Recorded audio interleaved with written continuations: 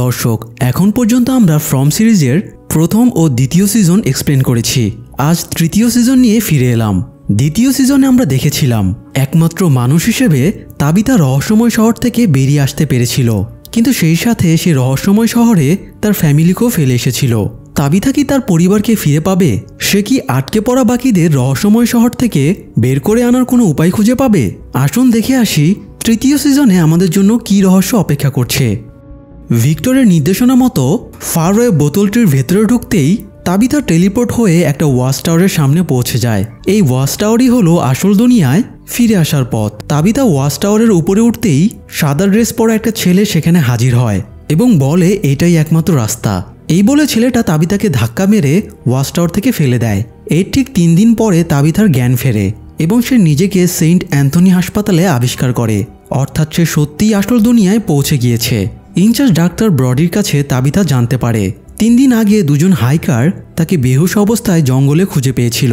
তারপরে তাকে এখানে ভর্তি করা হয়। ডাক্তার ব্রডি তাবিথাকে জিজ্ঞেস করে তার সাথে কি ঘটেছিল, তার শরীরে ক্ষতগুলি বা কিভাবে হলো। তাবিথা সত্যটা লুকিয়ে উত্তর দেয় তার কিছু মনে পড়ছে না। এরই মধ্যে আবার হাসপাতালের একজন স্টাফ এসে ব্রডিকে জানায় তাবিথাকে ভেরিফিকেশনের জন্য পুলিশ এসে পড়েছে। পুলিশের কথা শুনে তাবিথা বেশ ঘাবড়ে যায়। সে পুলিশের মুখোমুখি হতে চাইছিল না। এই জন্য ব্রডি বাইরে যাওয়া মাত্রই তাবিথা হাসপাতালের ড্রেস চেঞ্জ করে তার নিজের ড্রেসগুলো পরে হাসপাতাল থেকে চুপি চুপি বেরিয়ে যায়। হাসপাতাল থেকে বের হয়ে রাস্তায় সে আনমনে হাঁটছিল। তখন রাস্তার অপোজিটে সে সাদা ড্রেস পরা ছেলেটিকে দেখতে পায়। ছেলেটি তাকে হাত নাড়াচ্ছিল। তাবিথা তখনই ছেলেটিকে পিছু করে, কিন্তু একটু পরে সে আর ছেলেটিকে খুঁজে পায় না। এদিকে মাকে হারিয়ে ইথান আর জুলি মানসিকভাবে ভেঙে পড়ে। ছেলে মেয়ের এরকম মানসিক কন্ডিশন দেখে জিম আর সহ্য করতে পারছিল না। তাই সে জঙ্গলে তাবিথাকে খুঁজতে যাওয়ার সিদ্ধান্ত নেয় এবং নিজের জিনিসপত্র প্যাক করতে শুরু করে। তখন স্টিভেন্স তাকে বাধা দেয় এবং বলে জঙ্গলের পরিবেশ অত্যন্ত ভয়াবহ। সে অলরেডি সারাকে নিয়ে এক রাত জঙ্গলে কাটিয়ে এসেছে। সেখানকার অভিজ্ঞতা খুবই সাংঘাতিক। তবুও জিম স্টিভেন্সের কথাকে পাত্তা দিচ্ছিল না। এই সময় সেখানে কেনি চলে আসে। স্টিভেন্স দুজনকে জঙ্গলের ভয়াবহ অভিজ্ঞতার কথা বর্ণনা করে শোনায়। সব শোনার পরেও জিম নিজের সিদ্ধান্তে অটল থাকে। পাশাপাশি কেনিও জেদ ধরে, সেও জিমের সাথে জঙ্গলে যাবে। জিমকে একা বিপদের মুখে ফেলাটা তার কাছে বিবেক বর্জিত মনে হচ্ছিল। কেনির কথা শুনে স্টিভেন্স আরও অবাক হয়ে যায়। তাই সে কেনিকে বোঝানোর জন্য তাকে বাইরে নিয়ে আসে। বাইরে এসে দুজনের মধ্যে তর্কাতর্কি শুরু হয়ে যায়। এই সময় জেডের বাড়ি থেকে কাচের জানালা ভাঙার আওয়াজ আসলে তারা দুজন দেখার জন্য জেডের বাড়িতে ঢোকে। তারা দেখে জেড আধা পাগলের মতো পুরো ঘর সুতা দড়ি দিয়ে পেঁচিয়ে কুচিয়ে রেখেছে আর সেই সিম্বলটার রহস্য উন্মোচন করার চেষ্টা করছে। জেডের এই পরিস্থিতি দেখে তারা তর্কাতর্কি থামিয়ে জেডকে সামলাতে ব্যস্ত হয়ে পড়ে। যাই হোক, সব সামনে নিয়ে কেনি আর জিম জঙ্গলে যাওয়ার জন্য রেডি হয়ে যায়। স্টিভেন্স তাদের জঙ্গলে সার্ভাইভ করার জন্য 2-1টা টিপস বলে দেয়, যেমন মাকড়সার জাল দেখলে বুঝতে হবে তারা সঠিক পথেই আছে। আর আরেকটা ব্যাপার হলো রাতে তারা যেখানেই থাকুক রাত নামার আগেই যেন তারা কোনো কুঠুরি কিংবা তাঁবুতে অবস্থান নেয়। জিম আর কেনি স্টিভেন্সের কাছে বিদায় নিয়ে জঙ্গলের উদ্দেশ্যে হাঁটা ধরে। এ সময় অ্যালিস এসে স্টিভেন্সকে ডাক দেয় এবং দ্রুত ক্ষেতের দিকে নিয়ে যায়। স্টিভেন্স খেতে গেলে ডোনা তাকে দেখায় ক্ষেতের সব সবজি নষ্ট হয়ে গিয়েছে। ব্যাপারটা নিয়ে তারা খুব বিচলিত হয়ে পড়ে। শহরের এতগুলো মানুষের খাবারের যোগান তারা এখন কিভাবে দেবে, এই চিন্তা স্টিভেন্সকে পেয়ে বসে। ক্ষেতের সবজি নষ্ট হয়ে যাওয়ার প্রভাব সবার মধ্যেই পড়ে। খাবারের জন্য শহরের লোকেরা ডাইনারে গিয়ে হামলা করে এবং মজুদ থাকা সবজি ও খাবার লুটপাট করতে শুরু করে। এদিকে র্যান্ডাল খামার থেকে একটা ছাগল বের করে নিয়ে আসে। এটা দেখতে পেয়ে ইথান দৌড়ে আসে এবং র্যান্ডালকে ছাগলটা নিতে বারণ করে। এই ছাগলটা ইথানের অনেক প্রিয়। সে ছাগলটাকে নিজের বন্ধু হিসেবে মানে, কিন্তু র্যান্ডাল ইথানকে পাত্তা দিচ্ছিল না। তাই ভিক্টর এবার তাকে বাধা দেয়। ভিক্টরকেও র্যান্ডাল আন্ডার এস্টিমেট করছিল। তাই ভিক্টর এবার তার গানটা বের করে এবং র্যান্ডালকে ছাগলটা ছেড়ে দিতে বলে। এই সময় স্টিভেন্স সেখানে চলে আসে এবং ভিক্টরকে গান নামিয়ে রাখতে রিকোয়েস্ট করে। এরপর সে গানটা ভিক্টরের কাছ থেকে নিয়ে নেয়। তারপরে সে উপস্থিত সবাইকে বুঝিয়ে বলে তাদের সব সবজি নষ্ট হয়ে গেছে। এখন খাবারের রিসোর্স বলতে এই প্রাণীগুলোই আছে। তাই তারা খামারের পশুগুলোর দুধ ডিম দিয়ে আপাতত নিজেদের চাহিদা মেটাবে আর এভাবেই সার্ভাইভ করার চেষ্টা করবে। বোঝানো শেষে অনিচ্ছা সত্ত্বেও র্যান্ডাল বাধ্য হয়ে ছাগলটা ছেড়ে দিয়ে চলে যায়। ইথান তার বন্ধুকে ফিরে পেয়ে খুব খুশি হয়। এদিকে জিম আর কেনি জঙ্গলে এমন একটা জায়গায় এসে পড়ে যেখানে বেশ কয়েকটা মানুষের স্ট্যাচুর মতো দাঁড় করানো ছিল। দেখতে অনেকটা কাকতাড়ুয়ার মতো লাগছিল। কেনি এসব দেখে ভড়কে যায়। তাছাড়া স্টিভেন্সও এরকম জায়গার ব্যাপারে কিছু বলেনি। তাই কেনি জিমকে ফিরে যাবার পরামর্শ দেয়। কিন্তু জিম আরেকটু দূরে কয়েকটা পরিত্যক্ত কাঠের কুঁড়েঘর দেখতে পেয়ে এগিয়ে যায় আর বলে আজকে রাতটা তারা এই কুঁড়েঘরেই কাটিয়ে দেবে, তারপর সকালে আবার নতুন করে যাত্রা শুরু করবে। কুঁড়েঘরে থাকার আগে তারা আশেপাশে ভালোভাবে দেখে নেওয়ার সিদ্ধান্ত নেয়। অন্যদিকে তাবিথা একটা চার্চে ঢুকে পড়ে এবং ফাদারের কাছে কনফেশন দেয়। সে ফাদারের কাছে সমস্ত ঘটনা এবং নিজের কষ্টের কথা খুলে বলে। ফাদার তাবিথাকে সান্ত্বনা দেওয়ার সময়ে তার কাছে থাকা লাঞ্চ বক্সটা খেয়াল করে। এই লাঞ্চ বক্সটা ফারওয়ে ট্রিতে ঢোকার আগে ভিক্টর তাবিথাকে দিয়েছিল। ফাদার বক্সটার ব্যাপারে তাবিথাকে জিজ্ঞেস করে, তারপরে বক্সটা তাকে খুলতে বলে। তাবিথা লাঞ্চ বক্সটা খুলে ভিক্টরের দেওয়া খাবারগুলো বের করছিল। তখন হঠাৎ সে বক্সের ভেতরে ভিক্টরদের বাড়ির অ্যাড্রেস দেখতে পায়। অ্যাড্রেসটা দেখা মাত্রই আর এক মুহূর্ত না থেমে তাবিথা দ্রুত সেই অ্যাড্রেসের উদ্দেশ্যে বেরিয়ে পড়ে। তাবিথা একদম ঠিকঠাক অ্যাড্রেসে গিয়ে পৌঁছায়। এর কিছুক্ষণ পরেই ভিক্টরের বাবা বাড়িতে ফেরে। সে তাবিথাকে দেখে ভিখারি টিকারি ভেবে তাকে তাড়িয়ে দিতে চায়। তখনই সে ভিক্টরের লাঞ্চ বক্সটা দেখতে পায় আর অবাক হয়ে জিজ্ঞেস করে, তুমি এটা কোথায় পেলে? তাবিথাও জিজ্ঞেস করে, আপনি কি তাহলে ভিক্টরের বাবা? দুজনেই দুজনের দিকে অবাক দৃষ্টিতে কিছুক্ষণ তাকিয়ে থাকে। এদিকে জিম আর কেনি কুঁড়েঘরে রাতে আশ্রয় নেয়। তাদের আশেপাশে তারা কারো চলাফেরা ফিল করছিল। বাইরে থেকে তাদের ঘরেও কারা নক করছিল। তারা খুব সাবধান হয়ে যায়। তবে এরকম পরিস্থিতিতে জিমের ভেতরে হঠাৎ বোধ জেগে ওঠে। সে সিদ্ধান্ত নেয় সকাল হতেই তারা শহরে ফিরে যাবে, কেননা তার যদি কিছু ঘটে যায় তাহলে তার বাচ্চা দুটো একদম অনাথ হয়ে যাবে। তাদেরকে দেখাশোনা করার মতো আর কেউই থাকবে না। তাই তাবিথার অবর্তমানে তারই বাচ্চাদের সাথে থাকা উচিত। যাই হোক, এদিকে শহরে আরেক অঘটন ঘটে যায়। রাতে পিশাচেরা বের হয়ে আসে। আজ তারা একটা অদ্ভুত কাণ্ড করে। পিশাচেরা খামারের দরজাগুলো সব খুলে দেয় যাতে পশুগুলো বাইরে বেরিয়ে আসে। একটু পরে স্টিভেন্স টের পায় রাস্তায় পশুরা ঘোরাফেরা করছে। সে বিচলিত হয়ে বাইরে বেরিয়ে আসে এবং পশুগুলো সামলানোর চেষ্টা করে। তার পেছনে জেডও বেরিয়ে এসে তাকে হেল্প করে। একটু পরে ভিক্টর এবং কেনির মা মিসেস লিউ বাইরে বেরিয়ে এসে তাদের সাহায্য করতে শুরু করে। তারা পশুগুলোকে সামলানোর চেষ্টা করছিল। তখন পিশাচগুলো তাদের দিকে এগিয়ে আসতে শুরু করে। বাসের ভেতর থেকে র্যান্ডাল সেটা দেখতে পেয়ে হর্ন বাজিয়ে সবাইকে সাবধান করে দেয়। ঘরের ভেতর থেকে ইথান জানালা দিয়ে বাইরে তাকিয়ে দেখে তার প্রিয় ছাগলটা রাস্তায় হাঁটছে। এটা দেখে সে ছাগলটাকে বাঁচানোর জন্য দরজা খুলে দেয়। তখন দেখা যায় একটা পিশাচ দরজার সামনে দাঁড়িয়ে। জুলি দ্রুত ইথানকে নিয়ে পেছনের দরজা দিয়ে বেরিয়ে যায়। তারা বুঝতে পারছিল না কোন দিকে যাবে। তখনই সারা এসে তাদের রেস্কিউ করে এবং একটা জায়গায় লুকিয়ে পড়ে। একটু সুযোগ পেয়ে তিনজনে দৌড়ে রাস্তায় এসে পড়ে। তখন র্যান্ডাল তাদের দেখে বাসে উঠে আসতে ডাক দেয়। তারা কোনো রকমে দ্রুত বাসে উঠে পড়ে। এদিকে পিশাচেরা স্টিভেন্সদের চারিদিক থেকে ঘিরে ফেলেছিল। এমনকি একটা পিশাচ জেডের হাতে থাকা একটা গরুকে ঘায়েলও করে। তাই খামার পর্যন্ত না গিয়ে স্টিভেন্স পাশের একটা বাড়িতে পশুগুলো ঢুকিয়ে দেওয়ার নির্দেশ দেয়। স্টিভেন্স আর মিসেস লিও মিলে কয়েকটা পশু নিয়ে বাড়ির ভেতরে ঢুকে পড়ে এবং দরজা আটকে রক্ষা কবচ পাথরটা ঝুলিয়ে দেয়। কিন্তু পরক্ষণেই তারা বুঝতে পারে এটা আসলে পিশাচদেরই একটা ফাঁদ ছিল, আর না বুঝে তারা সেই ফাঁদে পা দিয়েছে। কেননা আগে থেকেই এই বাড়ির ভেতরে কয়েকজন পিশাচ ওত পেতেছিল। পিশাচেরা ভেতর থেকে বেরিয়ে আসে এবং স্টিভেন্সকে চেপে ধরে একটা পিলারের সাথে তারই হ্যান্ডকাপ দিয়ে আটকে রাখে। তারপর স্টিভেন্সের সামনে তারা মিসেস লিউকে ছিঁড়ে খুঁড়ে টর্চার করতে করতে মেরে ফেলে, কারণ তারা স্টিভেন্সের মানসিক দৃঢ়তা ভেঙে ফেলতে চাইছিল। নিরুপায় স্টিভেন্স শুধু চিৎকার করতে থাকে। তার কিছুই করার ছিল না। তার চোখের সামনেই মিসেস লিউ ক্ষতবিক্ষত হয়ে যায়। জেড এবং ভিক্টর বাকি ছাগল ভেড়াগুলো নিয়ে জেডের বাড়িতে শেল্টার নিয়েছিল। সকাল হতেই জেড বাইরে বের হয় এবং স্টিভেন্স যেখানে শেল্টার নিয়েছিল সেই বাড়িতে ঢুকে প্রথমেই সে মিসেস লিউয়ের ক্ষতবিক্ষত মৃতদেহটা দেখতে পায়। তারপর স্টিভেন্সকে বাধা অবস্থায় দেখতে পায়। স্টিভেন্সকে দেখতে বিধ্বস্ত লাগছিল। জেড দ্রুত স্টিভেন্সের কাছে যায়। পিশাচেরা হ্যান্ডকাফের চাবি স্টিভেন্সের পকেটেই রেখে গিয়েছিল। জেড হ্যান্ডকাপটা খুলে দিতেই স্টিভেন্স দৌড়ে মিসেস লিওর কাছে যায়। তাকে জড়িয়ে ধরে চিৎকার করে কাঁদতে শুরু করে। পিশাচেরা এবার স্টিভেন্সকে সত্যিই মানসিকভাবে ভেঙে দিতে পেরেছে। এদিকে জঙ্গলে জিমের ডাকে কেনির ঘুম ভাঙে। সকালে উঠে জিম আশেপাশে ঘুরে দেখছিল। তখন লেকের পাশে সে একটা সবজির ক্ষেত খুঁজে পেয়েছে। সেখানে প্রচুর পরিমাণে সবজির মজুদ রয়েছে, যা দিয়ে পুরো শহরের খাদ্যের যোগান দিতে পারবে। তারা দুজনে আনন্দিত হয়ে যায়। অবশেষে তারা খাদ্য সংকটকে মোকাবেলা করতে পারবে। যাই হোক, অন্যদিকে তাবিথা ঘুম ভাঙতেই দেখে সে একটা সোফায় শুয়ে আছে আর তার সামনে ভিক্টরের বাবা মিস্টার হেনরি গান পয়েন্ট করে বসে আছে। হেনরি তাবিথাকে জিজ্ঞেস করে সে এই লাঞ্চ বক্সটা কোথায় পেল। তাবিথা হেনরিকে রহস্যময় শহরের ব্যাপারে সব কথা খুলে বলে এবং এটাও জানায় এই লাঞ্চ বক্সটা ভিক্টর নিজেই তাকে দিয়েছিল। এসব শুনে স্বাভাবিকভাবেই হেনরি তাবিথাকে একদমই বিশ্বাস করতে পারছিল না। সে তাবিথাকে পুলিশে দেওয়ার হুমকি দেয়। পুলিশের কথায় তাবিথা ঘাবড়ে যায় এবং হেনরিকে রিকোয়েস্ট করে তাকে যেন পুলিশে ধরিয়ে দেওয়া না হয়। হেনরি জানায় সে অলরেডি 20 মিনিট আগে পুলিশকে ফোন করে দিয়েছে। এবার তাবিথা বুঝতে পারে হেনরিকে প্রমাণ না দেখালে সে কিছুতেই বিশ্বাস করবে না। তাবিথা হেনরির কম্পিউটার থেকে তার এবং অন্যান্য ফ্যামিলিদের মিসিং ডেটাবেসগুলো দেখায়। এগুলো দেখার পরেও হেনরি তাকে বিশ্বাস করতে পারছিল না।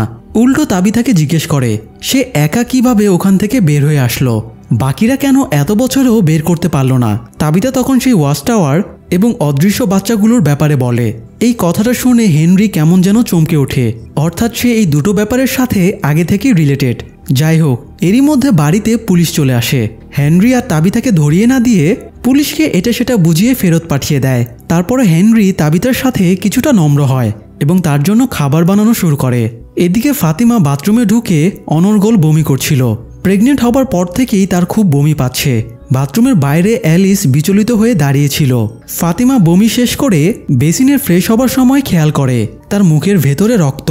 সে বেসিনে রক্তটা কুলি করে ফেলে দেওয়ার পরে খেয়াল করে তার মাড়ির দিকের একটা দাঁত অটোমেটিক খসে গিয়েছে।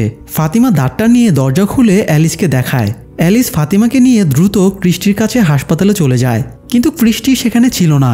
মিসেস লিউয়ের মৃত্যুর খবরে সে শোকাহত হয়ে পড়েছে। শুধু ক্রিস্টিই না, শহরের সবার মাঝেই শোক ছড়িয়ে পড়েছে। যাই হোক, ক্রিস্টি না থাকলেও সেখানে মারি ছিল।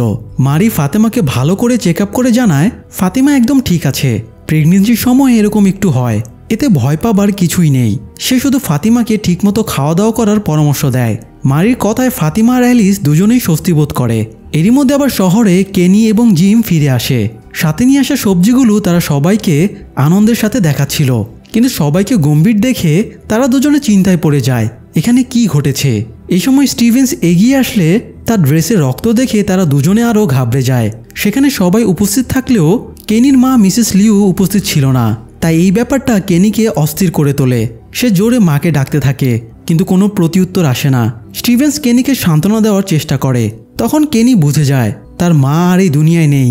কেনি সোজা ডাইনারে ঢুকে পড়ে এবং মায়ের শোকে কাঁদতে শুরু করে। একটু পরে ক্রিস্টি তাকে সান্ত্বনা দিতে আসলে কেনি তাকে জিজ্ঞেস করে তার মায়ের মৃতদেহ কোথায় রাখা হয়েছে। ক্রিস্টি জানায় ওনাকে আপাতত চার্চে রাখা হয়েছে। কেনি ক্রিস্টিকে অনুরোধ করে সে যেন তার মাকে সুন্দরভাবে সাজিয়ে দেয়। সে মায়ের বিভৎস লাশ দেখতে চায় না। ক্রিস্টি কেনিকে সম্মতি জানিয়ে বেরিয়ে যায়। তখনই হঠাৎ ডাইনারের রেডিওটা বেজে ওঠে। কেনি রেডিওটা থামানোর চেষ্টা করলেও সেটা থামে না, তাই কেনি রাগ করে রেডিওটা ভেঙে ফেলে। এদিকে হেনরি তাবিথাকে খেতে দিয়ে তার সাথে কথা বলা শুরু করে। তার স্ত্রী মিরান্ডা বাচ্চাদের কান্না এবং ডাকের আওয়াজ শুনতে পেত। মিরান্ডা কোনো একটা টাওয়ারের কথা বলতো, যেখানে নাকি বাচ্চাগুলোকে আটকে রাখা হয়েছে। বাচ্চারা তার কাছে মুক্তির জন্য সাহায্য চাইতো। পরবর্তীতে একই কথা হেনরি ইনভেস্টিগেশন ডিটেকটিভের কাছেও শুনেছিল, কিন্তু সেই ডিটেকটিভ তো 20 বছর আগেই মারা গিয়েছে। তাই এত বছর পরে তাবিতার মুখে বাচ্চা এবং টাওয়ারের কথা শুনে হেনরি খুব অবাক হয়েছে। সেই সাথে হেনরির মনে নতুন করে আশাও জন্মেছে যে তাবিতা যদি সত্যি বলে থাকে তাহলে তার ছেলে ভিক্টর নিশ্চয়ই এখনও জীবিত আছে। অন্যদিকে চেক আপ শেষ করে অ্যালিস ফাতিমাকে কলোনি হাউজের সামনে পৌঁছে দিয়ে বাবার সাথে দেখা করার জন্য বেরিয়ে যায়। হাউজে ঢোকার সময়ে ফাতিমা বাছাই করে ফেলে দেওয়া কিছু পচা সবজি দেখতে পায়। সে কৌতূহলবশত একটা পচা সবজি তুলে নিয়ে সেটার গন্ধ শুকতেই গন্ধটা তার ভালো লাগে, তাই সে একটা কামড় বসিয়ে দেখে সেটার স্বাদও তার ভালো লাগছে। তখন সে আরও কয়েকটা সবজি তুলে নিয়ে একটু আড়ালে গিয়ে হামহাম করে খেতে শুরু করে। তার কাছে এই ফেলে দেওয়া পচা সবজিগুলো অমৃতের মতোই লাগছিল। এদিকে ক্রিস্টি আর জেড মিলে ততক্ষণে মিসেস লিউকে সুন্দরভাবে সাজিয়ে দিয়েছিল। তারপরে স্টিভেন্স কেনিকে নিয়ে চার্চে প্রবেশ করে। কেনি শেষবারের মতো নিজের মাকে আলিঙ্গন করে। তারপর সবার উপস্থিতিতে তার শেষকৃত্য সম্পন্ন করা হয়। যাই হোক, এদিকে খাওয়া শেষ হলে হেনরি তাবিথাকে বাড়ির বেসমেন্টে নিয়ে যায়। সেখানে সে মিরান্ডার বিভিন্ন জিনিস তাবিথাকে দেখায়। মিরান্ডা যেসব আওয়াজ শুনত এবং যেসব বাচ্চা ও অদ্ভুতুরে জিনিস দেখতে পেত সেগুলো সব এঁকে রাখত। তাবিথা পুরো বেসমেন্ট জুড়ে অসংখ্য চিত্র দেখতে পায়, যেগুলো হুবহু রহস্যময় শহরে পিশাচ এবং সেই বাচ্চাগুলোর মতো। এমনকি সেই সাদা ড্রেস পরা ছেলেটির চিত্র সেখানে আঁকা ছিল। তাবিথা সেগুলো অবাক হয়ে দেখতে থাকে। হেনরি বলে তাবিথাও যেহেতু এই বাচ্চাগুলোকে দেখতে পায় তাহলে তাবিথাও নিশ্চয়ই কোনো স্পেশাল মানুষ। সে হয়তো এই বন্দি বাচ্চাগুলোকে মুক্ত করতে পারবে। বাচ্চাদের কথা মনে হতেই তাবিথার জুলি এবং ইথানের কথা মনে পড়ে। না জানি তারা এখন কেমন আছে। জুলি আর ইথান অবশ্য তখন খামারের পশুগুলোকে দেখতে যাচ্ছিল যে তারা খাবার খেয়েছে কিনা। আর জিম তখন মিসেস লিউয়ের শেষকৃত্য সম্পন্ন করে মাত্রই বাড়িতে ঢুকেছে। ঠিক তখনই ঘরের টেলিফোনটা বেজে ওঠে। জিম খুব অবাক হয়ে যায়, এখানে তো টেলিফোন লাইনই নেই, তাহলে এই টেলিফোনটা বাজছে কিভাবে? জিম রিসিভারটা তুলে কানে ধরতেই তার মৃত ছেলে থমাস বলে ওঠে, বাবা, আমি থমাস। থমাসের কথা শুনে জিম ঝাটকা খেয়ে যায়। কয়েক মুহূর্ত পরে নিজেকে সামলে নিয়ে বলে, তুমি আমার ছেলে থমাস হতে পারো না, সে অনেক আগেই মরে গেছে। তুমি কে? কেন ফোন দিয়েছ? ফোনের ওপাশ থেকে উত্তর দেয়, আমি তোমাকে সাহায্য করতে চাই। তোমার উচিত জুলি আর ইথানের খেয়াল রাখা। জুলি আর ইথানের কথা শুনেই জিম রিসিভারটা ফেলে রেখে বাইরে দৌড় দেয়। সে দ্রুত খামারে গিয়ে ইথান আর জুলিকে ফিরিয়ে নিয়ে আসে, কারণ সন্ধ্যা প্রায় নেমেই এসেছিল। এদিকে হেনরির একটা শব্দে ঘুম ভেঙে যায়। সে কিচেনে গিয়ে দেখে তাবিথার হাত থেকে একটা গ্লাস মেঝেতে পড়ে ভেঙে গেছে। তাবিথা কাচের টুকরোগুলো তুলতে গেলে তার আঙ্গুল কেটে যায়। হেনরি তাবিথার আঙ্গুলে ব্যান্ডেজ করে দিচ্ছিল। এই সময় তাবিথা টুংটাং কোনো আওয়াজ শুনতে পেয়ে হেনরিকে সেটার ব্যাপারে জিজ্ঞেস করে। হেনরি স্বাভাবিকভাবেই বলে, এই আওয়াজ বাড়ির পেছনের দিক থেকে আসছে। সেখানে মিরান্ডা একটা গাছ লাগিয়ে সেটাতে বোতল ঝুলিয়ে রেখেছিল। মিরান্ডা এই গাছটাকে বোতল ট্রি বলতো। এটা শুনে বিস্ময়ে তাবিথার চোখ গোল গোল হয়ে যায়। হেনরি তাবিথাকে গাছটার কাছে নিয়ে যায়। তাবিথা গাছটা ভালো করে পর্যবেক্ষণ করার পরে বলে, এরকম একটা গাছের মধ্যে ঢুকেই সে লাইট হাউসের ওয়াচ টাওয়ারে পৌঁছে গিয়েছিল। কিন্তু এই গাছটা একটু অন্যরকম, এটার মাঝে কোনো গুহা বা গর্তের মতো নেই। এটা শুনে হেনরি বলে, এটা আসল গাছ না, এটা একটা রেপ্লিকা। এটার আসল গাছটা এখান থেকে প্রায় 40 মিনিট দূরে একটা পার্কে রয়েছে। মিরান্ডা সেই গাছেরই একটা কলম তৈরি করে এই গাছটাকে রোপণ করেছিল। এটা শোনার পরে তাবিথা অরিজিনাল গাছটার কাছে যাওয়ার জন্য অতি উৎসাহী হয়ে যায় এবং হেনরিকে বলে এখনই যেন সে তাকে ওই গাছটার কাছে নিয়ে যায়। হেনরি তাবিথাকে নিয়ে পার্কের উদ্দেশ্যে বেরিয়ে পড়ে। অন্যদিকে কেনি কয়েকজনকে নিয়ে জঙ্গলে সে লেকের ধারের ক্ষেতে গিয়েছিল।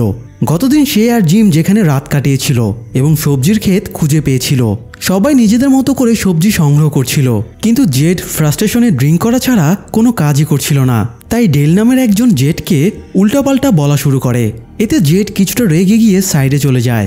তখন সে খেয়াল করে একজন লোককে গাছের সাথে ছুরি দিয়ে গেঁথে রাখা হয়েছে, আর ছুরিটা একদম তার চোখের ভেতরে ঢুকিয়ে রাখা আছে। জেড কাছে যেতেই লোকটা তার গলা চেপে ধরে।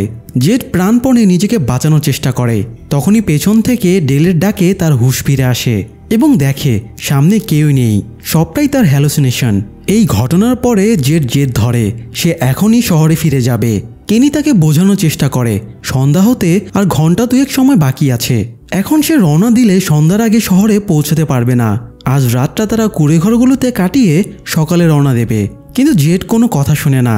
সে দ্রুত হনহন করে হাঁটতে শুরু করে। ক্রিস্টি জেডকে বোঝাতে বোঝাতে তার পেছনে ছুটতে শুরু করে আর বলে এটা সঠিক পথ না, জেড ভুল পথে এগোচ্ছে। কিন্তু জেড ক্রিস্টির কথায় পাত্তাই দেয় না। এর মধ্যে হঠাৎ একটা লোহার ফাঁদে ক্রিস্টির পা আটকে যায়। তখন জেড থেমে যায়। কেনি এবং ডেলও দ্রুত এগিয়ে আসে। তারা ফাঁদটা কিছুতেই খুলতে পারছিল না। সন্ধ্যা নেমে আসছিল, তাই তারা আরও বেশি বিচলিত হয়ে পড়ছিল। এদিকে ফাতিমা তার গর্ভের সন্তানকে নিয়ে চিন্তিত ছিল। সে এই ব্যাপারটা টিলি নামের এক মহিলার কাছে শেয়ার করে।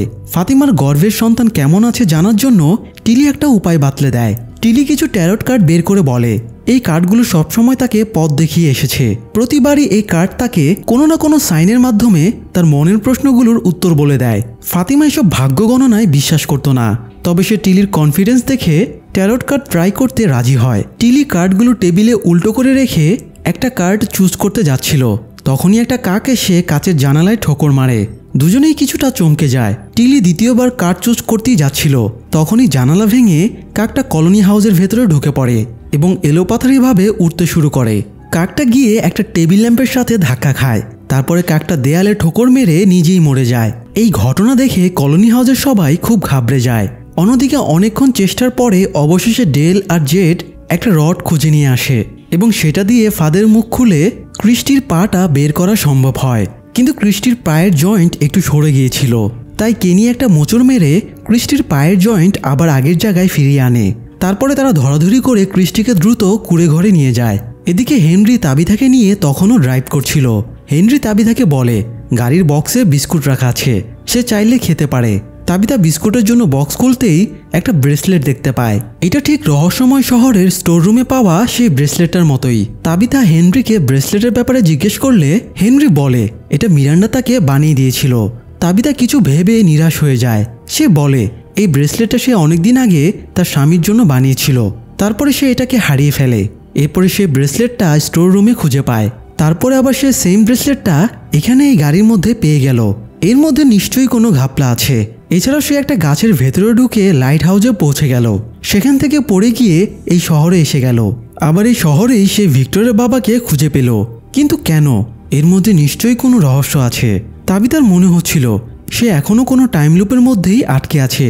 সে হতাশ হয়ে হেনরিকে গাড়ি থামিয়ে দিতে বলে। তাবিথা বলে সে এখনই গাড়ি থেকে নেমে যাবে। হেনরি তাবিথাকে শান্ত করার চেষ্টা করে।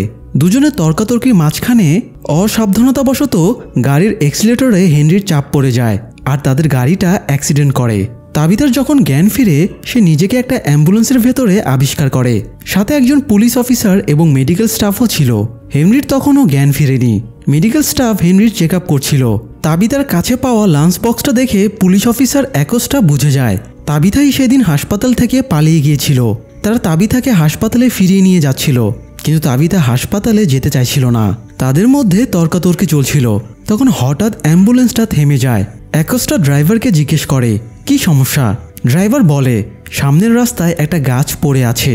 এটা শোনা মাত্রই তাবিথা হতভম্ব হয়ে বলে ইন্নানিল্লাহ, কাম সারছে। সে বুঝে গিয়েছে তারা আবারও গোলকধাঁধায় আটকে পড়েছে।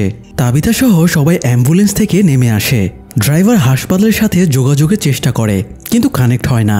এই সময় মাথার উপরে অসংখ্য কাক চক্কর মারতে শুরু করে। তাই বিকল্প পথ দিয়ে তারা এগোনোর সিদ্ধান্ত নেয়। তাবিথা বোঝানোর চেষ্টা করে এসব করে লাভ নেই, কিন্তু কেউ তার কথার গুরুত্ব না দিয়ে তাকে নিয়ে গাড়িতে উঠে বসে। এদিকে ইথান ঘরে বসে ড্রয়িং দেখছিল। তখন বাড়ির টেলিফোনটা আবারও বেজে ওঠে। ইথান উঠে গিয়ে টেলিফোনটা রিসিভ করতেই একটা কণ্ঠ বলে ওঠে ইথান, আমি থমাস। যা বলছি মন দিয়ে শোনো। মা খুব বিপদে আছে। উনি এখন একটা অ্যাম্বুলেন্সে আছেন। তোমার ওনাকে সাহায্য করতে হবে। তুমি একদম ভয় পেও না। এ সময় জিম সেখানে চলে আসে আর রাগ করে টেলিফোনটা ভেঙে ফেলে। তারপর ইথানকে জিজ্ঞেস করে থমাস তাকে কি বলেছে। ইথান জানায় মা এখনও বেঁচে আছে আর সে অ্যাম্বুলেন্সে করে এদিকেই আসছে।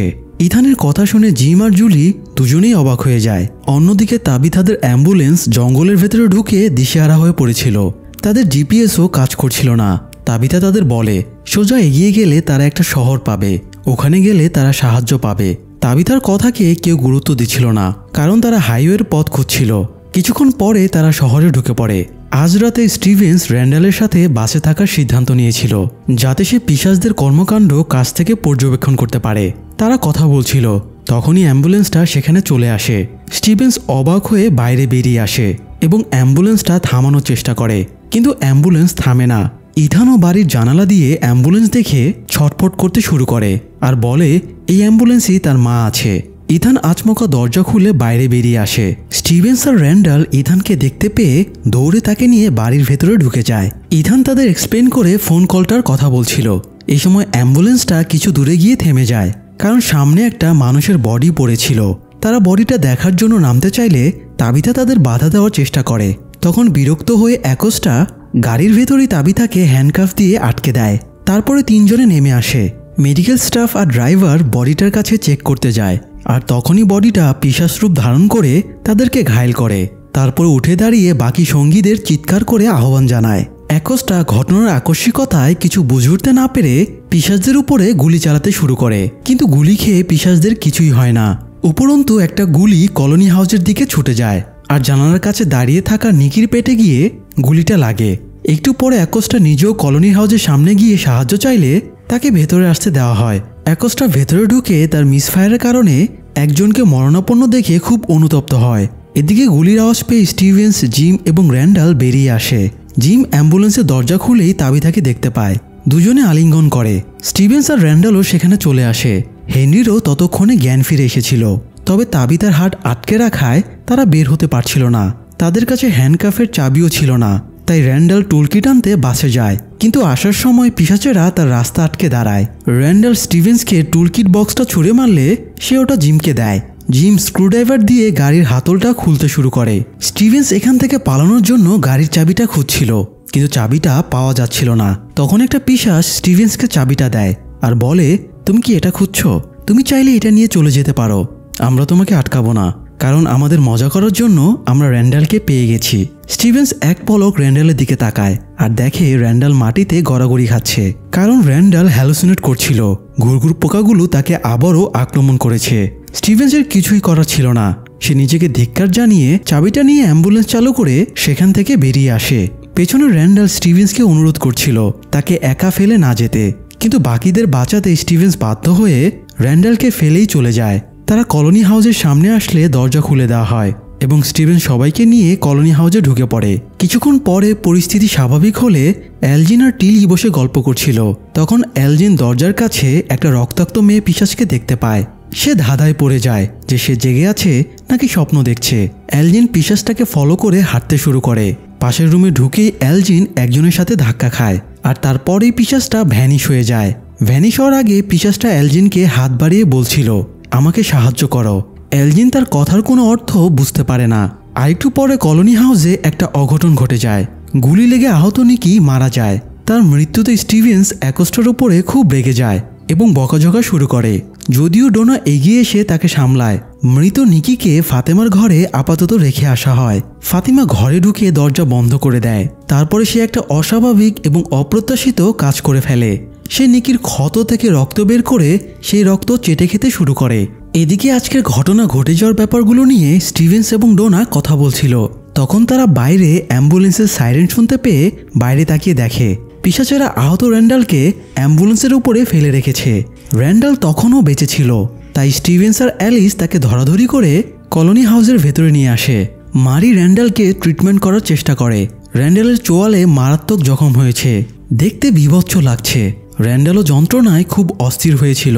সে মারিকে ধাক্কা মেরে ফেলে দেয়। তখন স্টিভেন্স র্যান্ডালকে চেপে ধরলে র্যান্ডাল তাকে গালাগাল দিতে শুরু করে আর জিজ্ঞেস করে সে তাকে কেন এভাবে ফেলে এলো। স্টিভেন্স কোনো উত্তর না দিয়ে র্যান্ডালকে সামলানোর চেষ্টা করে। সকালে স্টিভেন্স বারান্দায় দাঁড়িয়েছিল। তখন সে দেখে কেনি এবং জেড আহত ক্রিস্টিকে নিয়ে ফিরে এসেছে। স্টিভেন্স তাদের জানায় গতরাতে এখানে কি ঘটেছে। সে এটাও বলে যে তাবিথা ফিরে এসেছে। তাবিথার কথা শুনে জেড তখনই দৌড় দেয় তাবিথার সাথে দেখা করার জন্য। এদিকে হেনরির সাথে কিন্তু ভিক্টরের তখনও দেখা হয়নি, কারণ গত রাতে ভিক্টর সারার বাড়িতে ছিল। সে সারাকে তার জীবনের ঘটনাগুলো শোনাচ্ছিল। তো সকালে ভিক্টরও কলোনি হাউসে ফিরে আসে। প্রথমে ভিক্টরের ডোনার সাথে দেখা হয়। ডোনা তাকে জানায় তাবিথা ফিরে এসেছে। শুধু তাবিথাই না, তার সাথে ভিক্টরের বাবাও ফিরে এসেছে। এটা শুনে ভিক্টর নিজের কানকেই বিশ্বাস করতে পারছিল না। সে এতটাই শক খেয়েছিল যে কলোনি হাউস থেকে দৌড়ে পালিয়ে যায়। ভিক্টর এত বছর পরে বাবার মুখোমুখি হতে ভয় পাচ্ছিল। পরে সারা তাকে ভালো মতো বুঝিয়ে বাবার সাথে দেখা করতে রাজি করায়। অন্যদিকে তাবিথা পরিবারের সাথে তার আসল দুনিয়ায় ফিরে যাওয়ার অভিজ্ঞতা শেয়ার করছিল। তখন জেড সেখানে পৌঁছায় এবং তাকে সেই ফারওয়ে বোতলটির কাছে নিয়ে যেতে অনুরোধ করে। সে বলে ওখানে হয়তো এমন কোনো ক্লু পাওয়া যাবে যার মাধ্যমে তারা এখান থেকে বের হবার উপায় খুঁজে পাবে। কিন্তু জিম তাবিথাকে পুনরায় সেখানে যেতে দিতে চাইছিল না। এই নিয়ে জিম আর জেডের মধ্যে একটু তর্কাতর্কিও হয়ে যায়। যাই হোক, একটু বেলা হলে শহরের সবাই এসে ডাইনারে জড়ো হয়। স্টিভেন সবাইকে নিয়ে একটা মিটিং ডেকেছে। সবাই তাবিথার আসল দুনিয়ায় ফিরে যাওয়ার রহস্যের ব্যাপারে জানতে আগ্রহী। তাবিথা সামনে এসে তার সব ঘটনা খুলে বললে সবার মাঝে মিশ্র প্রতিক্রিয়া দেখা যায়। অনেকেই তাবিথাকে দোষারোপ করছিল। সে যখন আসল দুনিয়াতে ফিরে গেলই, তাহলে সে কেন ওখানে তাদের জন্য সাহায্য চাইল না। তাবিথা তাদের কিছুতেই বোঝাতে পারছিল না যে তার কথা কেউই বিশ্বাস করত না। সবাই তাকে পাগল ভাবত। বোঝাতে ব্যর্থ হয়ে এক পর্যায়ে তাবিথা রাগ করে বেরিয়ে যায়। তাবিথা বেরিয়ে যাওয়ার পরেও লোকজন শান্ত হচ্ছিল না। সবাই ওই ফারওয়ে ট্রির কাছে যেতে চাইছিল। স্টিভেন্স বহু কষ্টে কোনো রকমে তাদের শান্ত করার চেষ্টা করে। তাবিথা ততক্ষণে বাড়ি ফিরে সিদ্ধান্ত নেয় সে জেডকে ওই গাছের কাছে নিয়ে যাবে। তারপরে তারা ওই গাছের উদ্দেশ্যে বেরিয়ে পড়ে। এদিকে ভিক্টর আর তার বাবার অবশেষে দেখা হয়। বাবা ছেলের এত বছর পরে দেখা হয়ে দুজনেই আবেগাপ্লুত হয়ে পড়ে। অন্যদিকে তাবিথা জেডকে নিয়ে ফারওয়ে বোতলটির সামনে পৌঁছে যায়।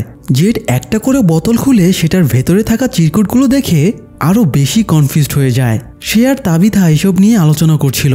তখন হঠাৎ ডেল সেখানে চলে আসে। ডেল তাদের ফলো করে এই গাছের কাছে চলে এসেছিল। ডেল বাড়ি ফেরার জন্য খুবই উৎসুক ছিল, তাই সে গাছের কোটরে ঢোকার সিদ্ধান্ত নেয়। তাবিথা আর জেড তাকে বারণ করা সত্ত্বেও সে বোতলটির ভেতরে ঢুকে পড়ে। ঠিক ওই সময় শহরের মানুষের চিৎকার শোনা যায়।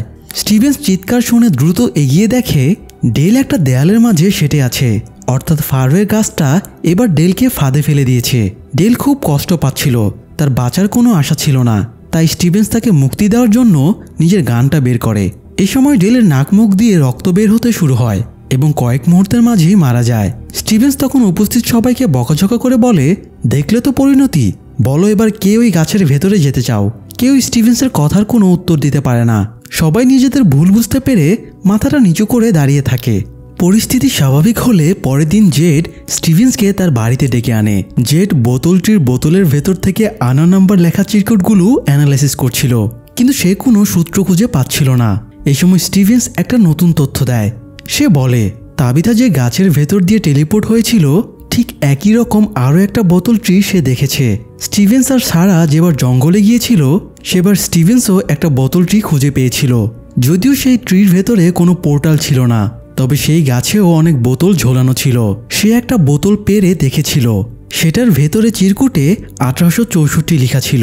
এটা শুনে জেড তড়িঘড়ি করে তার চিরকুটগুলো নাড়াচাড়া শুরু করে এবং সেম সংখ্যার একটা চিরকুট খুঁজে পায়। তখন সে বিস্মিত হয়ে স্টিভেন্সকে জিজ্ঞেস করে, দ্বিতীয় বোতল ট্রিটা কোথায় রয়েছে।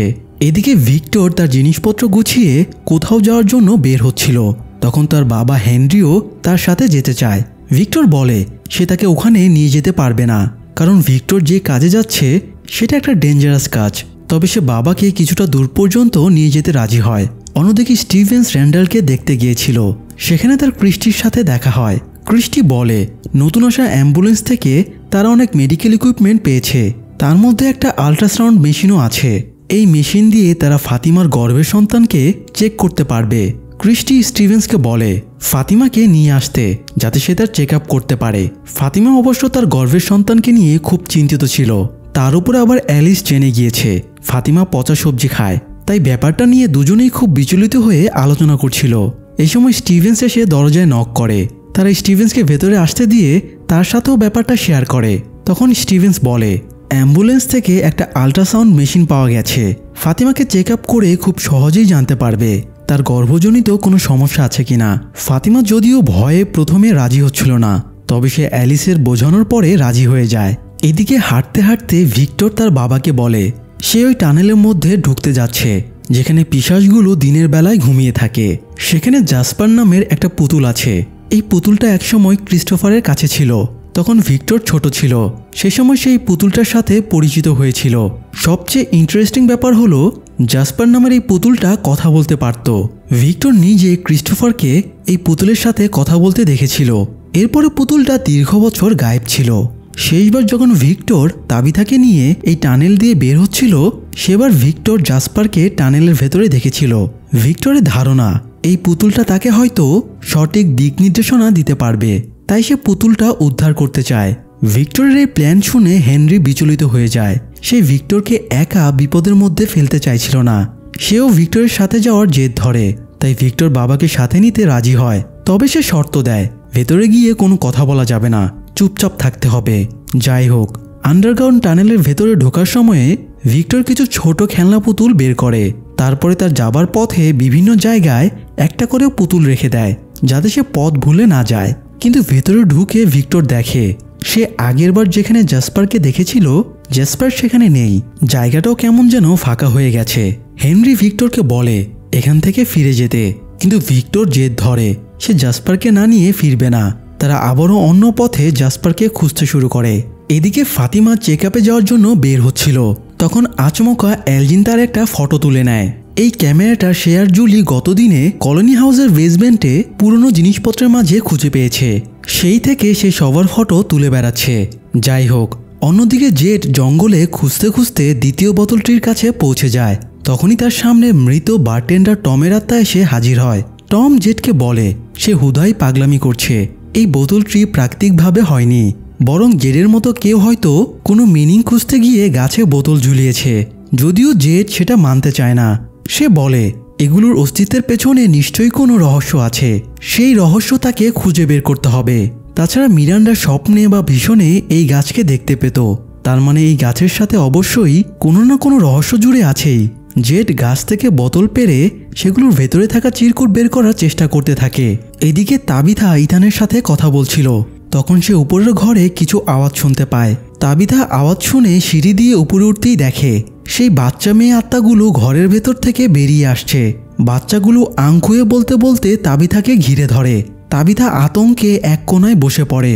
এ সময় ইথান তাকে ডাকতে ডাকতে উপরে চলে আসলে সে সম্ভ্রম ফিরে পায় এবং দেখে সেখানে কেউ নেই।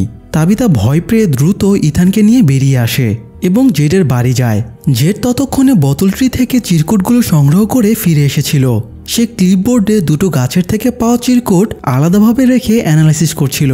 তাবিথাকে দেখেই সে বলে দুটো গাছের বোতলের ভেতরেই সেম নম্বর লেখা ছিল।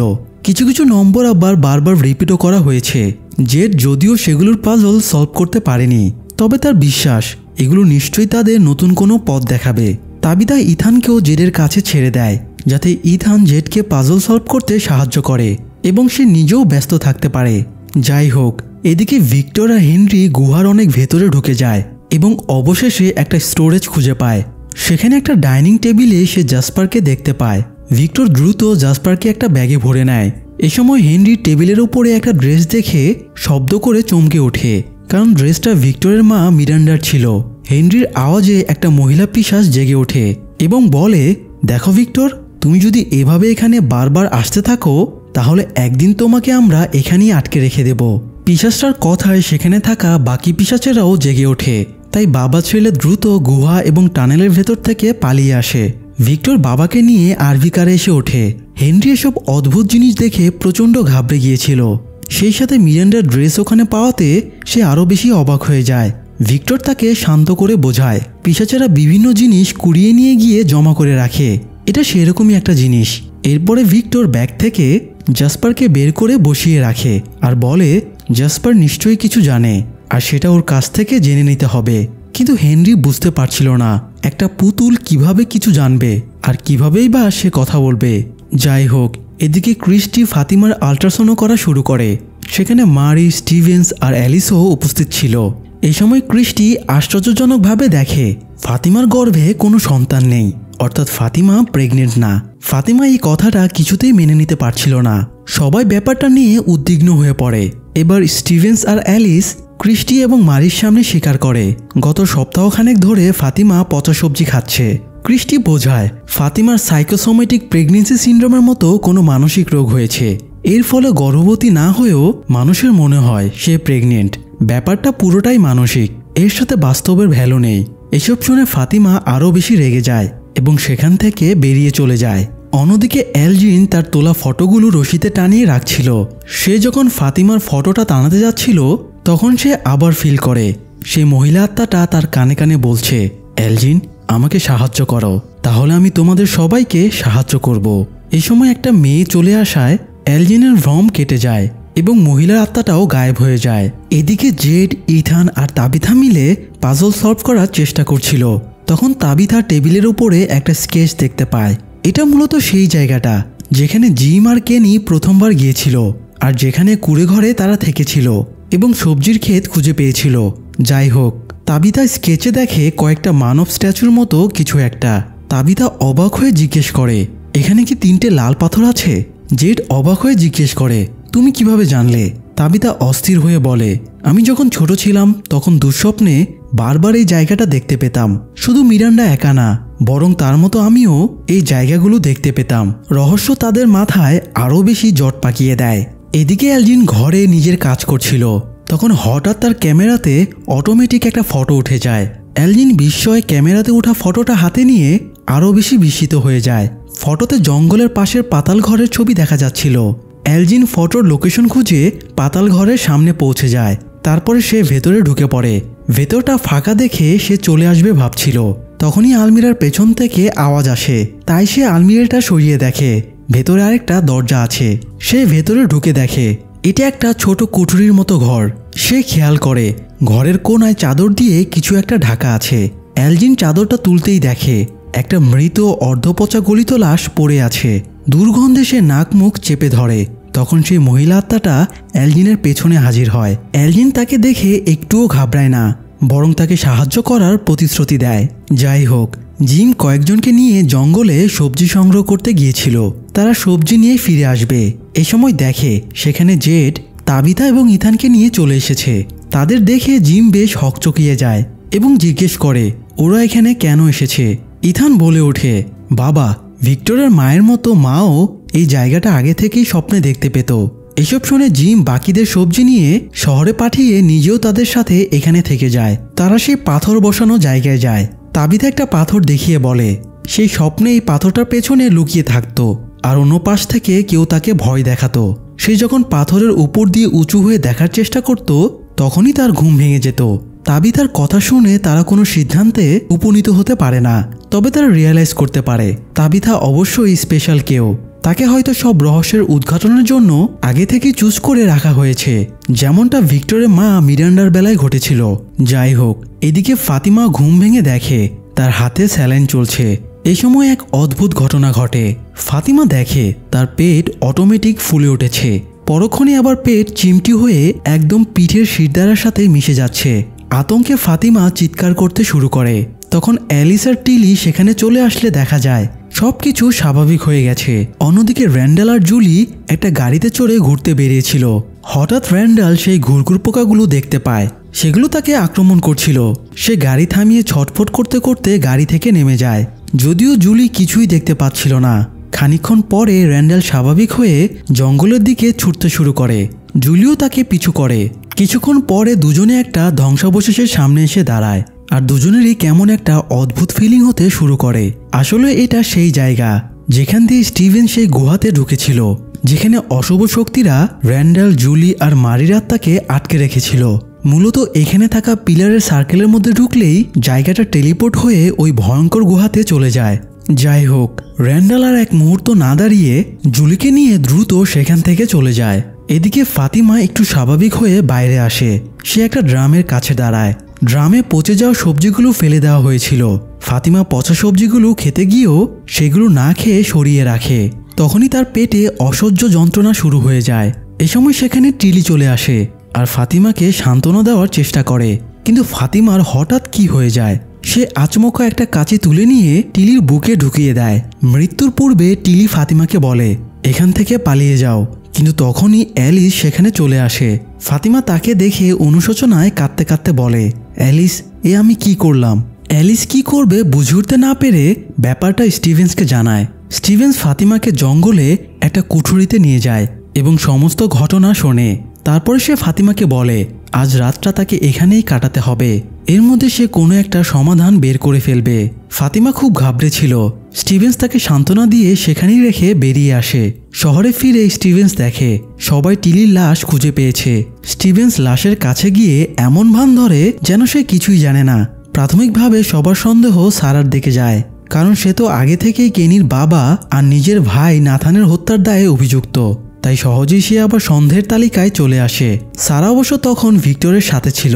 ভিক্টর জ্যাসপারকে দিয়ে কিছুতেই কথা বলাতে পারছিল না, তাই সে অস্থির হয়ে উঠেছিল। এক পর্যায়ে সে সারাকে বলে তাবিথাকে ডেকে আনতে। তাবিথা হয়তো জ্যাসপারকে দিয়ে কথা বলাতে পারবে, তাই সারা তাবিথাকে ডেকে আনে। কিন্তু তাবিথা বুঝে উঠতে পারছিল না এই পুতুল কিভাবে কথা বলবে, আর সেই বা কিভাবে পুতুলকে দিয়ে কথা বলাবে। জ্যাসপার কথা না বলায় ভিক্টর পাগলের মতো আচরণ শুরু করে। সে বারবার একই কথা রিপিট করতে থাকে। জ্যাসপার কোনো সিক্রেট জানে, সেই সিক্রেটটা তারও জানা লাগবে।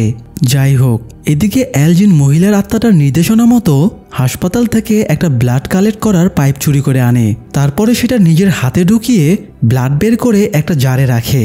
এই সময় তার ক্যামেরায় অটোমেটিক আরেকটা ফটো উঠে যায় এবং তাকে নতুন কোনো নির্দেশনা দেওয়া হয়। অন্যদিকে জুলির মনে জঙ্গলের ওই জায়গাটা, মানে র্যান্ডালের সাথে গতদিন যেখানে গিয়েছিল, সেই জায়গাটার ব্যাপারে নানান প্রশ্ন ঘুরপাক খাচ্ছিল। সে ওখানে যাওয়ার জন্য খুবই উৎসুক হয়েছিল, তাই সে ইথানকে নিয়ে আবারও সেখানে যায়। সে ইথানকে বাইরে রেখে পিলারের সার্কেলগুলোর মাঝে এসে দাঁড়ায় আর এক মুহূর্তে সে ভয়ঙ্কর গুহাতে পৌঁছে যায়। গুহায় ঢুকে তার ভিশন ক্রিয়েট হয়। সে ওই দিনটাকে দেখতে পায় যেদিন তার, র্যান্ডালের আর মারির আত্মাকে এখানে বেঁধে রাখা হয়েছিল। জুলি চিৎকার শুনে কান মাথা চেপে ধরে।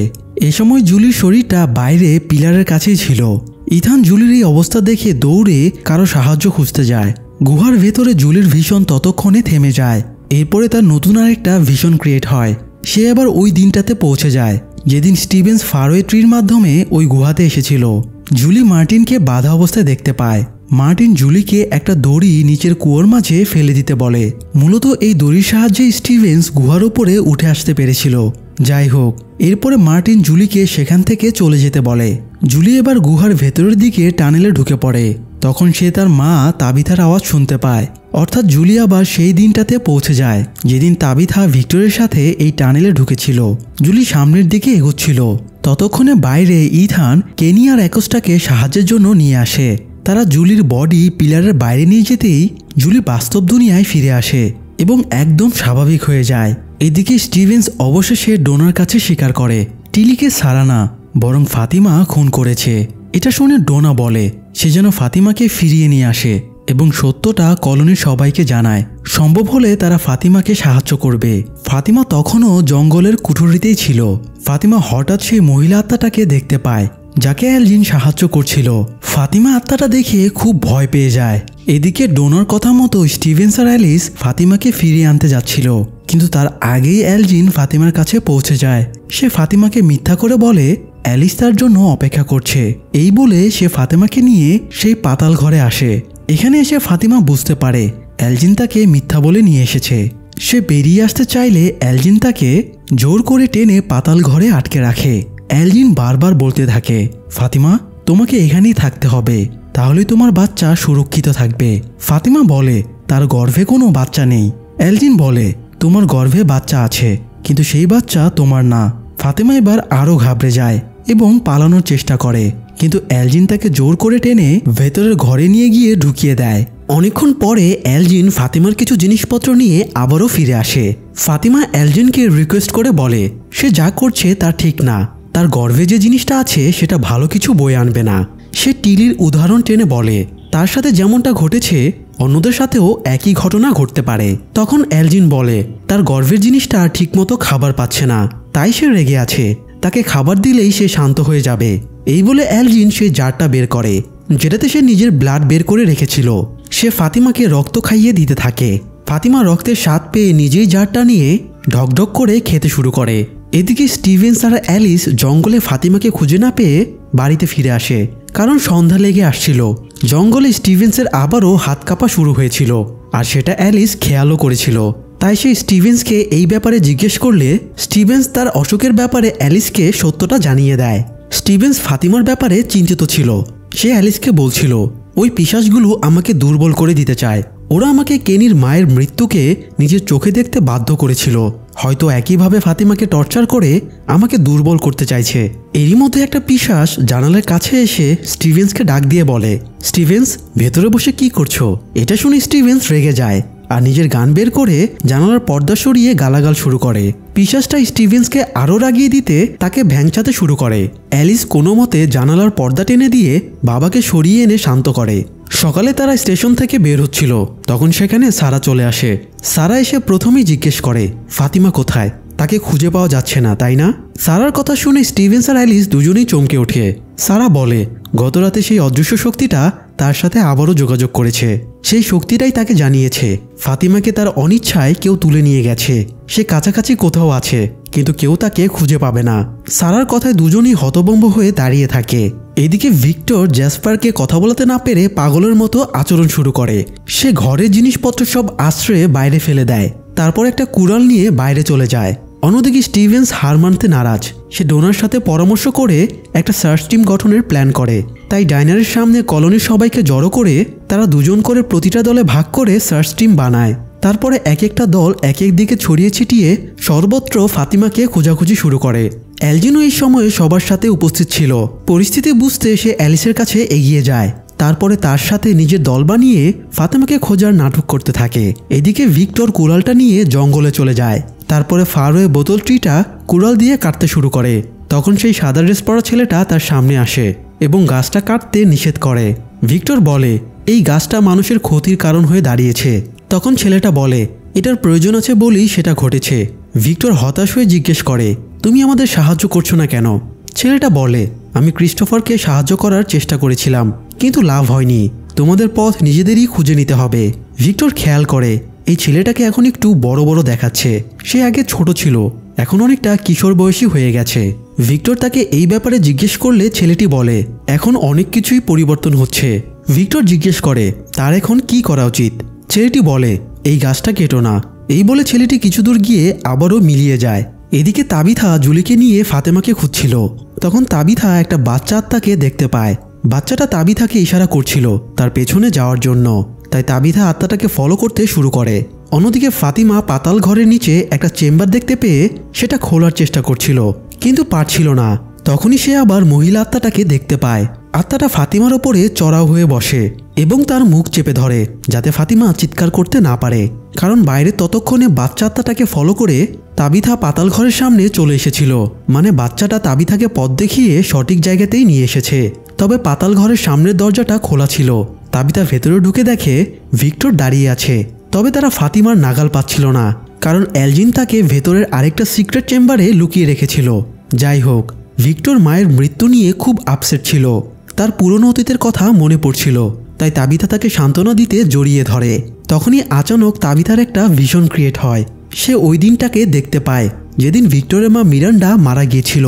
মিরান্ডা ভিক্টর আর তার বোনকে রেখে ফারোয়ে বোতলটির কাছে যায়, কিন্তু সেটাতে ঢোকার আগেই একটা পিশাচ তাকে মেরে ফেলে।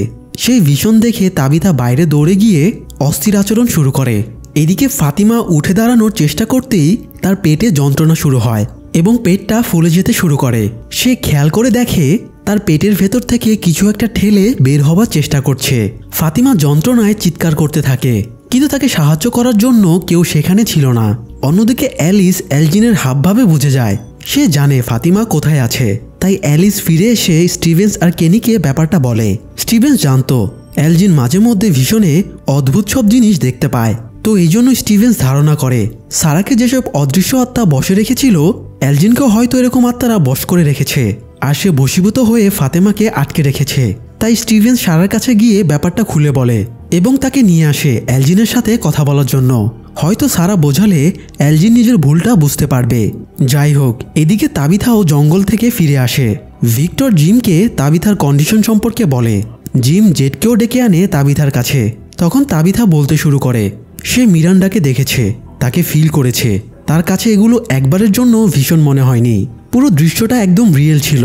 জেট ব্যাপারটা বৈজ্ঞানিকভাবে ব্যাখ্যা করার চেষ্টা করে বলে এই পৃথিবীতে থার্মোডাইনামিক এনার্জি বলে একটা ব্যাপার আছে, যার মানে হলো কোনো শক্তিকে তৈরি বা ধ্বংস করা যায় না, শুধু এক রূপ থেকে অন্য রূপে পরিবর্তন হয়। এখানকার জিনিসগুলো হয়তো এরকমই থার্মোডাইনামিক এনার্জি। তাবিথা জেটের কথার কোনো মিনিং বুঝতে পারে না। এদিকে স্টিভেন্স সবাইকে নিয়ে এলজিনের কাছে যায় এবং ফাতিমার ব্যাপারে জিজ্ঞেস করে। এলজিন বলে একটা অ্যাঞ্জেল তাকে বলেছে ফাতিমার সন্তান জন্মালে এখানকার সবাই মুক্তি পেয়ে যাবে। সারা বোঝানোর চেষ্টা করে এই জায়গাটা কখনো কিছু দেয় না, শুধু কেড়ে নেয়। এলজিন যা ভাবছে তা একদম ভুল ধারণা। তবুও এলজিন কারো কথাকে মানতে চায় না। সে ওই মহিলা পিশাচটার একদম বসে চলে গিয়েছিল। এলজিনের একগুঁয়েমি দেখে অ্যালিস এবার খুব রেগে যায়, তাই তাকে সামলে সবাই বাইরে চলে আসে। এলজিন ফাতিমার ব্যাপারে না বলায় স্টিভেন্স এবার কঠোর হওয়ার সিদ্ধান্ত নেয়। সে টুলস ব্যাগ নিয়ে এসে সেখান থেকে একটা হাতুড়ি বের করে। এ সময় এলজিনের ক্যামেরায় অটোমেটিক ফটো উঠে যায়। এলজিন স্টিভেন্সকে বলে এটা কোনো মেসেজ। এভাবে আত্মাটা তার সাথে যোগাযোগ করে। স্টিভেন্স ফটোটা হাতে নিয়ে দেখে এটা তার বাড়ির ফটো, যেখানে তার ফ্যামিলি নিয়ে যাবার কথা ছিল, অথচ সে এখানে এসে আটকে পড়েছিল। ফটোটা দেখে স্টিভেন্স আরও রেগে যায়। সে টুলবক্স থেকে টর্চার করার জন্য বিভিন্ন টুল বের করে।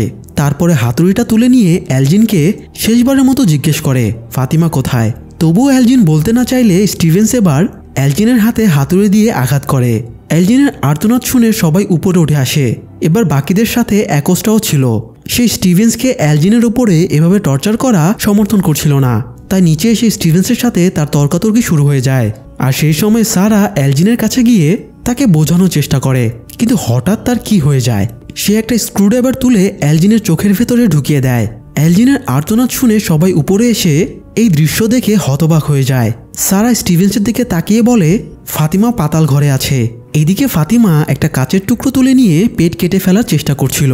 তখনই সেই মহিলা আত্মাটা চলে আসে। তারপরে সে ফাতিমাকে আটকে কাচের টুকরোটা ফাতিমার গলায় ধরে এবং বলে তার ডেলিভারির সময় হয়ে গেছে। এরপর আত্মাটা ফাতিমার ডেলিভারি শুরু করে। অনেক কষ্ট সহ্য করার পরে ফাতিমার গর্ভ থেকে মাংসপিণ্ডের মতো কিছু একটা বের হয়।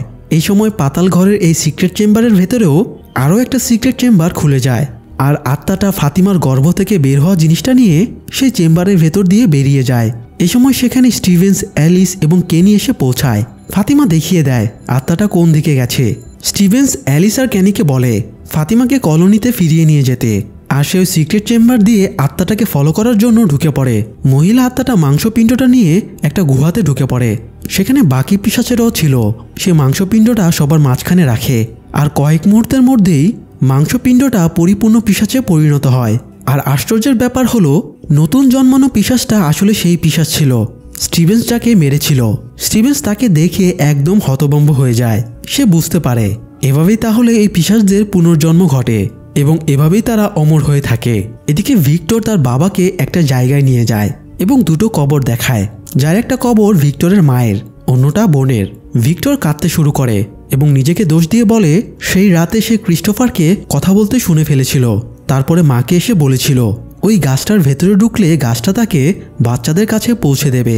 এই জন্য মা সেদিন রাতে বাইরে বেরিয়েছিল। ভিক্টর মাকে এই ব্যাপারে না জানালে সে বেঁচে থাকত। হেনরি ভিক্টরকে কাঁদতে দেখে তাকে বুঝিয়ে সুঝিয়ে শান্ত করে।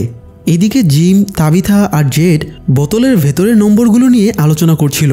জেড ম্যাথামেটিক্যালি, অ্যাস্ট্রোনমিক্যালি সব রকমভাবে নম্বরগুলো অ্যানালিসিস করেছে, কিন্তু কোনো সমাধান পায়নি।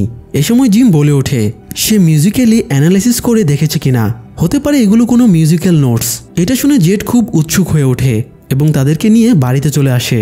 বাড়িতে এসে নম্বরগুলো নিয়ে জেড মিউজিক্যাল নোট হিসেবে সেগুলো ট্রাই করতেই একটা সুর পেয়ে যায়, যদিও এই সুরটা তার ভেতরে অটোমেটিক চলে আসছিল।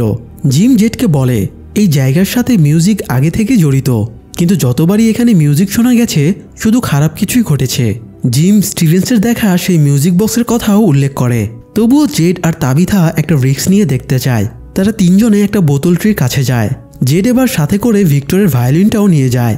জেড বোতলটির সামনে দাঁড়িয়ে ভায়োলিন বাজাতে শুরু করে। সে শুধুমাত্র সেই নোটসগুলোই বাজায় যেগুলো সে ওই নম্বরগুলো থেকে পেয়েছে।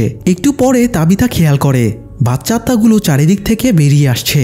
একটা মেয়ে বাচ্চা তাবিথার সামনে এসে হাঁটু গেড়ে বসে এবং বলে আংখুয়ে। তখন তাবিথা আর জেড চমকে ওঠে। এবার তারা বুঝতে পারে বাচ্চাদের এই আংখুয়ে শব্দটার অর্থ হলো রিমেম্বার বা মনে করা। এক মুহূর্তে তাবিথার প্রথম থেকে শেষ পর্যন্ত সমস্ত কথা মনে পড়ে যায়। সে ওখান থেকে ছুটে চলে যায়। জিম পেছনে গিয়ে তাবিথাকে জিজ্ঞেস করে তার কি হয়েছে, বাচ্চারা তাকে কি বলেছে।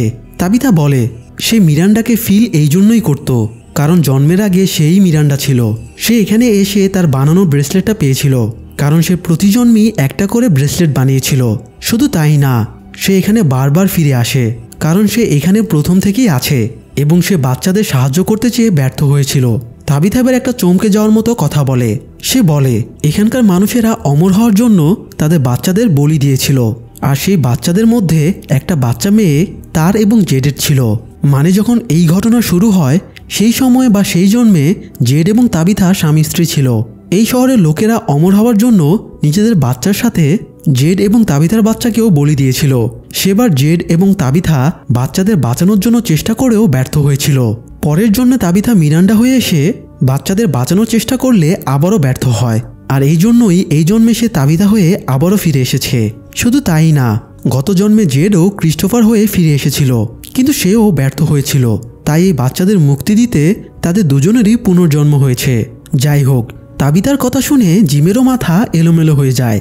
তাবিথা কিছুক্ষণ একা থাকতে চায়, তাই তাকে একা রেখে ফ্রাস্ট্রেটেড হয়ে জিম একটু সাইডে চলে যায়। তখন দেখে জঙ্গলের ভেতর থেকে জুলি চিল্লাতে চিল্লাতে আসছে। জুলিকে কেমন যেন অস্থির দেখাচ্ছিল। সে কিছুটা আহতও ছিল। সে জিমকে পালাতে বলছিল, সেই সাথে এটাও বলছিল সে সবকিছু আগের মতো করতে চায়। হঠাৎ এই সময় জঙ্গলের ভেতর থেকে হলুদ ড্রেস পরা একটা লোক বেরিয়ে আসে। সে এসে প্রথমেই বলে জেড হয়তো মিউজিক বাজিয়ে দিয়েছে। জিম লোকটাকে দেখে অ্যালার্ট হয়ে যায় এবং তাকে ডিফেন্ড করার চেষ্টা করে। তখন লোকটা জিমের গলা চেপে ধরে এবং বলে তোমার স্ত্রীর সেই গর্তটা করা উচিত হয়নি। এই বলে সে জিমের গলা চিরে দিয়ে তাকে মেরে ফেলে। সেই সাথে ফ্রমের তৃতীয় সিজনটা এখানেই শেষ হয়ে যায়। এই সিজন শেষেও অনেক রহস্য, অনেক ক্লাইম্যাক্স বাকি থেকে যায়। সেই সব প্রশ্নের উত্তর নিয়ে আবারও এই সিরিজের সিজন 4 নিয়ে আসা হবে, যদিও এখনও কোনো অফিসিয়াল অ্যানাউন্সমেন্ট হয়নি। তবে যদি এই সিরিজটি আপনাদের ভালো লেগে থাকে তাহলে এটির পরের সিজন রিলিজ পাওয়া মাত্রই আমরা সেটিরও এক্সপ্লেনেশন নিয়ে আসব। তাই আপনাদের মতামত জানিয়ে দিয়ে আমাদের পাশেই থাকুন। ধন্যবাদ।